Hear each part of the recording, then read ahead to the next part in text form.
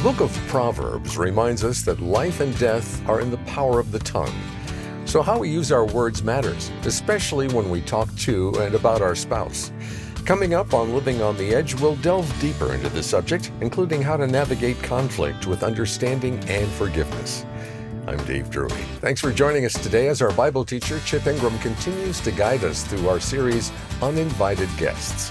So far, he's highlighted 13 lies that couples have unknowingly accepted, which can subtly undermine their marriage. In just a minute, he'll identify a few more that relate to this topic of communication, an area that every couple can improve on. So if you haven't already, consider inviting a few married friends to join you in this series. Everyone can listen at livingонtheedge.org or wherever you listen to podcasts. All right, here now is Chip with his talk, Words That Wound, Truth That Heals. Did you ever wonder why just a little comment can cause such a big argument? Your spouse says some little thing, or you say some little thing, and all of a sudden you find yourself like, whoa, where did that reaction come from? And for the life of you, it was like, I can't figure out what happened here. This is nuts. I mean, I didn't say anything that should be offensive. And as we look at misbelief number 14 and number 15, I want to give you maybe some insight that'll be really helpful. I want to talk first to you women. Misbelief number 14 is, my husband's attitude makes no sense to me. He gets so upset when I make even the smallest comment in front of others about something he did wrong. We've all been here. You and another couple are going to a restaurant, or maybe you're going to a concert. And it's a really big parking lot. You are sitting in the front seat with your husband, and you're driving around, and he's surveying the parking lot, doing what men do, looking for a spot. Now, in his mind, there's a lot of issues about this spot that he's not saying.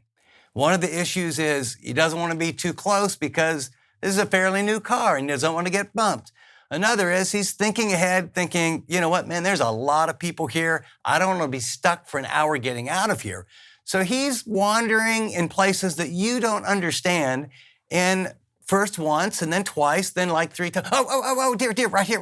Park here. And he kind of glances at the back seat, and then he drives a little bit farther. So, didn't you see that one? Look, quick, that other car's going to get it. If you go to the other side and you go turn, and then you get a look from him that is a little stronger than if there wasn't another couple, he might say something he'd regret. So you keep driving, and then he eventually parks the car. You all get out.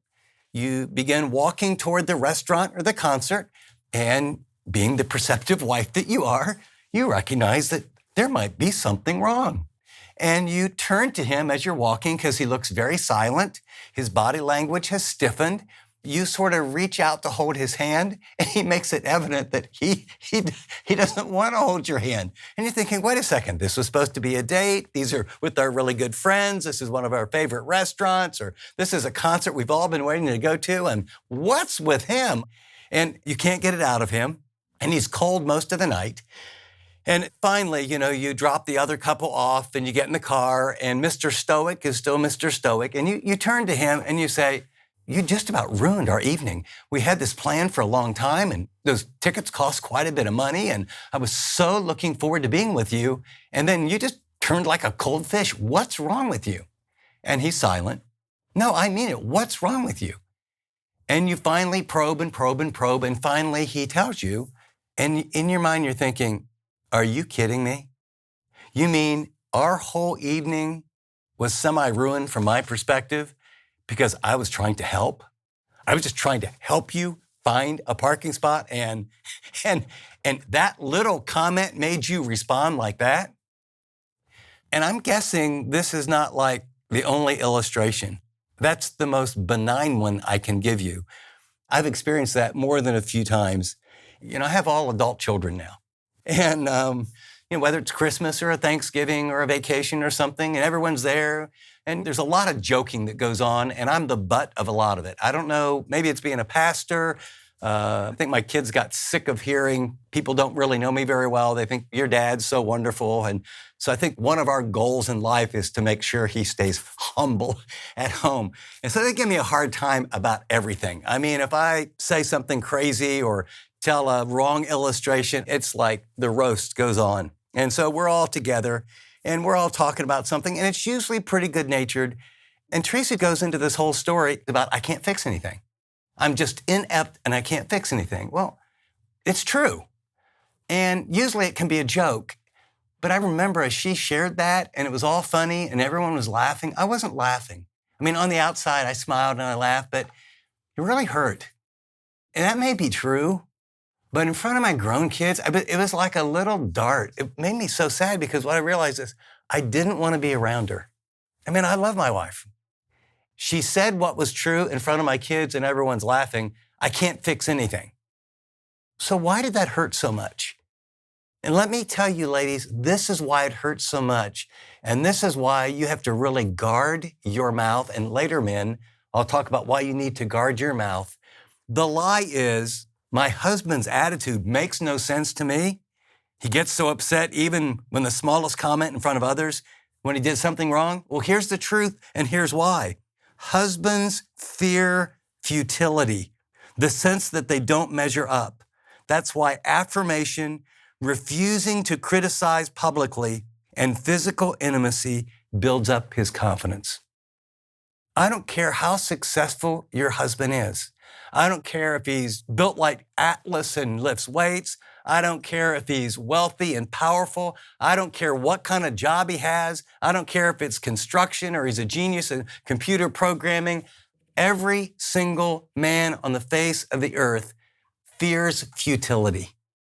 Do I measure up? And a little comment that communicates, okay, maybe it shouldn't threaten a man for someone to tell him where to park. But the message that a man hears is, do you think I'm an idiot? You think I can't figure out where to park? You don't think I have a brain? I'm not your son? You don't think I've got a few things that I'm thinking about where to park that might be a little bit different than you?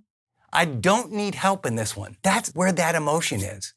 And, I've tried to use the kind of illustrations that seem so mild. How in the world could they produce that? But some of you've said really critical things to a friend about your husband and it gets back to him. Critical things that make him feel like he doesn't measure up. In fact, you've said them to him. If you don't get anything else out of this message, you need to grasp that your husband, more than anything else, believes that your opinion is the most important opinion in the entire world. Write that down, jot it down, do something. Your husband believes that your opinion is the most important opinion in the entire world. I happen to do a job where I'm in front of lots of people, at times thousands of people. And I'll go to airports and be picking up my bag. Oh, I recognize that voice. Are you Chip? Yeah, I listen to Living on the Edge. Blah, blah, blah. After a service, I want to tell you that's the best message I've ever heard in my whole life. And what I know is it's not the best message. What I know is I've been used by God. And what I've learned over the years is, thank you, Lord. I want to be your PVC pipe that your grace can flow through. And in my wife's experience, she goes, you get so much praise. How in the world do you handle that? And I said, by and large, I appreciate they're really trying to say thanks to God, but they need to see someone, and I happen to be the person, and it's a stewardship, and I need to listen and sort of deflect and make sure that, hey, thanks, I was glad to be a part of God's work in your life. But when my wife tells me, Chip, I've heard you speak a lot of times. Wow, I saw God's power. You were up the wee hours of the morning.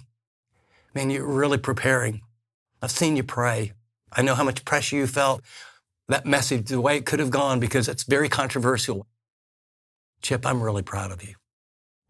That, ladies, is worth 100,000 comments from people all over the world that I don't know. And so I just want to encourage you that words of affirmation, and especially if your husband's lost his job, if he's going through a rough time, if he's doubting himself, can I be so bold to say, you need to give words of affirmation? And I know this is a family program, but you initiating making love with him will tell him more about how he's loved and affirmed and cared for. And certainly the act of intimacy is important, but it's way more. Being naked and unashamed, being valued just for who you are.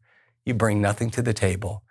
And someone in this world loves you and loves you deeply. And what I would be very quick to give you is Philippians 2, 3, and 4. And it's a verse worth memorizing. Do nothing from selfish ambition or vain conceit. Rather, in humility, value others above yourselves, not looking to your own interest, but each of you to the interest of others. You're listening to Living on the Edge with Chip Ingram. And before he continues our new series, Uninvited Guests, I want to remind you that all of our efforts to strengthen couples and parents are only possible because of listeners like you. In fact, let me encourage you to keep listening after today's message as Chip shares more of his heart for preserving the family and why now is a great time to partner with us in this work. Be sure to stick around. But for now, let's rejoin Chip for the rest of his talk. And women are not the only ones, gentlemen, who say insensitive things and that are clueless about why a certain word could cause such wounds and such damage and such arguments. Let me give you some of the private thoughts of men. Ladies, you might be interested in this. Here's the misbelief. My wife's attitude makes no sense to me. If I joke about her gaining a little weight or I take notice even slightly of another woman, she comes unglued. I don't get it. I was just joking. I just said, hey, hon, looks like you put on a couple pounds. And man, she shut down. Or you're in a restaurant and a beautiful woman walks by. We're all human. God made people very beautiful, and maybe this person has a very lovely figure and decide not to put much on to cover it. And being a human and being a man, you look, that's one thing. It's the glue of your eyes as that occurs. And your wife is like, what's going on? What is going on? In fact, if you want to know, gentlemen, why porn is so devastating for a wife to discover, or for some of you that are dating, if you discover it about your boyfriend, porn gets at the heart of why all these things I'm talking about is painful, devastating, can shut a woman down and make her feel very, very unloved. The misbelief is my wife's attitude makes no sense to me when I joke about gaining a little weight or I take even a little notice of other women. She comes unglued. Here's the truth. Women fear abandonment, of losing the relationship. That's why saying I love you, being a good listener, and showing affection in public build up her sense of belonging. Just as you feel like I don't measure up, am I really a man? Women, by and large, fear, are you going to leave me? Are you going to abandon me? Am I not good enough so that you have to stare in front of a screen of make-believe people who have their bodies shot up with stuff and pretend worlds? Am I not good enough that your attention goes to another woman? Do you love me, or just, if my body isn't what it used to be, so you really don't love me, you just love me for how I looked? That's what's going through her mind. That's why that little comment is not a little comment.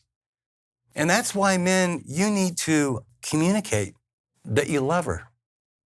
And I know I've heard all the jokes like, I told her I love her when we got married, and, she ought to remember that. I have learned, and I've gone into training, I probably tell my wife that I love her multiple times a day. Teaching this right now has been an encouragement because, as most of you know, I didn't get these misbeliefs out of a book somewhere. It wasn't like, hey, Chip, here's a great book on misbeliefs about marriage and relationships. Why don't you write those down and come up with some messages? I got all these misbeliefs from my own personal experience, from the study of God's Word, and from countless hours of meeting with men and women who could have had great relationships, who actually squandered them because they started believing lies like, when the right person comes into my life, then everything's going to be okay. If my husband would only do this, then everything would be great. If my wife would only do this, then everything would be great. The fact of the matter is that women fear abandonment, and we need to communicate, I love you. I don't love you just for the way you look. I don't love you for what you bring. I don't love you just for what you do. I love you. I am for you. And by the way, that can be very, very generic, so you need to get it specific. I love you because of the way you're faithful to me and the way that you listen. I love you because I watch how you treat our children. I love you because every time we're around, in my case, women that are hurting and no one cares about, I see the love of Christ come through you into their lives. I love you because you remind me that we're all desperate. And someday I would love to learn to pray the way that you pray. I love you because you inspire me to walk with God. I love you, sometimes not as much as I'd like to, when you are so about integrity, and little tiny things. And I'm thinking you're being a little legalistic. And the fact of the matter is maybe I was being a little bit loose. Your wives so desperately need to hear that kind of affirmation. And then you need to be, are you ready? I mean, all the research is in. A woman likely feels more loved when you do this one thing than almost any other thing. And it's what we as men are no good at, by and large. It's called listening. When you come home, you need to stop in the driveway or get off the train or get off the bus or get off the bike. Whatever you do, you get home. For those of us that work outside our home, or if you work inside the home, then shut down your computer and move from another room and take a lap or two around the house and then say, okay, I'm entering a new world. And whether you get home at the same time, but when she enters, my first 15 minutes need to be about, how was your day? How are you doing? What was the biggest challenge you had? Tell me a little bit more about that. And maybe they're tired and there's just a word, but listen. And when you listen, it can't be like, yeah, honey, tell me about that. And the TV's on over here. Or, you've got a magazine or a book up. No. When you listen, you need to lean forward, body language, I'm engaged. It needs to be eye contact. I really want to hear what you're saying. And then don't fix her. If you would have got up earlier, that wouldn't happen. Well, I think you should tell your boss that. Well, if I was you, I wouldn't put up with that from your supervisor. Did you report that to HR? All that may be true. She doesn't want to hear that. She doesn't need to hear that. Here's what she needs. I love you. I'm for you. I want to listen about your day. And there may be a time to address some things. But your wife needs to know that she's precious, that she's beautiful. And I don't mean this as manipulation. I think my wife's beautiful. I was looking at a picture just before I came in, and it was a picture of my wife about 20 years ago when my daughter, at least 20 years ago, my daughter was late teens. And I saw the picture of the three of us. And I just looked at it, I thought, she's gorgeous. She's gorgeous. Men, here's the key. Your wife needs to know that she's gorgeous, and she needs to hear you say and believe, you're beautiful. You look really good in that dress. That's a lot better than, did you get some new jeans? I think they're too tight. Guys, you say the stupidest, dumbest things. Now, by the way, can I say both directions for men and for women? There may be some times where you need to say, I'm concerned about your health. Could we have a conversation about how much you're working? Or I'm concerned about your health. I can tell you're down and you don't like yourself. When you gain 5, 10, 15 pounds, I know you don't like yourself right now. I want you to know I love you, but what's the game plan? How can I be of help? Or what do you need to do? Because this isn't a direction. So don't hear that you don't ever address things. What I'm saying is you need to understand that a little comment, a little joke, a little insensitivity from a wife to a husband or from a husband to a wife can be devastating. And it can produce layers of resentment. And I will tell you, the enemy is glad to break up your relationship, even if it takes 10 years. But little resentments that don't get addressed, they just get filed and then they build up. After that becomes bitterness. And after that is you see them through a different lens, and it's a negative one. And that path is devastating. The truth, women fear abandonment of losing the relationship. That's why saying, I love you, being a good listener, and showing affection in public build up her sense of belonging. It's the same verse. It's Philippians 2, 3, and 4. Do nothing out of selfish ambition or vain conceit. Rather, in humility, value others above yourselves, not looking to your own interest, but each of you to the interests of others. Here's what I'm going to tell you. if you want your marriage to change, because in our next time together, I'm going to go a little bit different direction. We're going to look at the foundation. But you want your marriage to change. You really want a great marriage that will produce a great family. Then here's the deal. You need to get these cards. And by the way, I don't want you just to, don't even try to memorize them. What I want you to do is I want you to get them and put them next to your bedside. And then what I want you to do is 3, maybe 4 cards at the most. When you get up, sit up in bed, don't turn on your phone, don't check the Wall Street Journal, don't do anything. I want you just to take a few minutes and read them out loud. If your mate's not up, just whisper them. 2 or 3 of these cards. Here's the misbelief, here's the truth, here's the verse. And then put them under the stack and leave them there. Before you go to bed, you do the same thing. I'm going to tell you something because I've been doing this for decades. You read that over and over and over and over and over, and that misbelief, and you say the word stop out loud, and then you flip the card over, and this is the truth, and here's the passage. You will unconsciously find yourself doing things that you never did before. I unconsciously now walk by the trash can and realize it's full. I never even saw it before, and I take it out. I walk into the room and she's done all the laundry, and my mind goes to, she will feel affirmed and loved if I put it away right now. So that's how I did it. I never did that before. Something comes out of my mouth that encourages her. Why? Because I have gone into training so that these attitudes and these responses are the ones I know God wants for me, the ones I want, but just reading a book or trying hard will not change very much. You have to renew your mind. If you want a great marriage, you have to fight for it.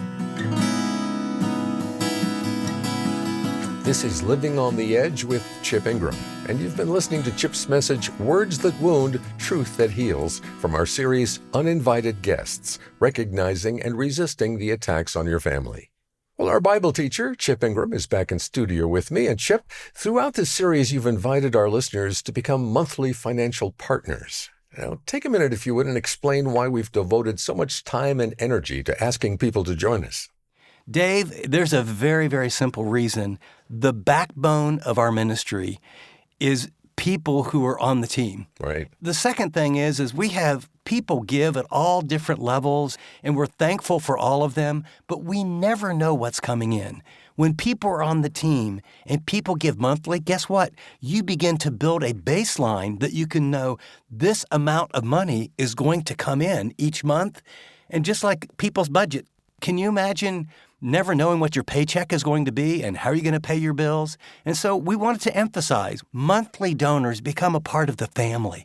They become a part of reaching the next generation, equipping pastors and leaders, and discipling God's people. And if it's $10 a month or $20 a month, $100 a month, we leave that up to them. But move from this is great, this is helpful to I want to be on the team. We are committed to really making a difference, and that means we've got to go there together. And we need everyone to carry some of the weight. That's why we talk about becoming monthly partners. Our world is in desperate need. Our country's in desperate need. Families who love Jesus are in desperate need. We are called to make disciples, to reach the next generation, and to equip families and leaders to really walk with God. We want to be a part of helping Christians live like Christians. And if you resonate with that, let me encourage you, become a monthly partner. Great challenge, Chip. And please know how much we appreciate your sacrifice. Your regular support allows us to plan our next steps as a ministry and be ready to walk through doors that God opens for us. And as Chip said during this entire series, if you become a monthly financial partner of Living on the Edge, we'll send you our newest resource, the Marriage That Works Truth Cards, as our thank you. Learn more by going to livingontheedge.org or by calling 888-333-6003. Again, that's 888-333-6003 or visit livingontheedge.org. App listeners, tap donate. Well, from all of us here, I'm Dave Drury, thanking you for listening to this edition of Living on the Edge, and I hope you'll join us again next time.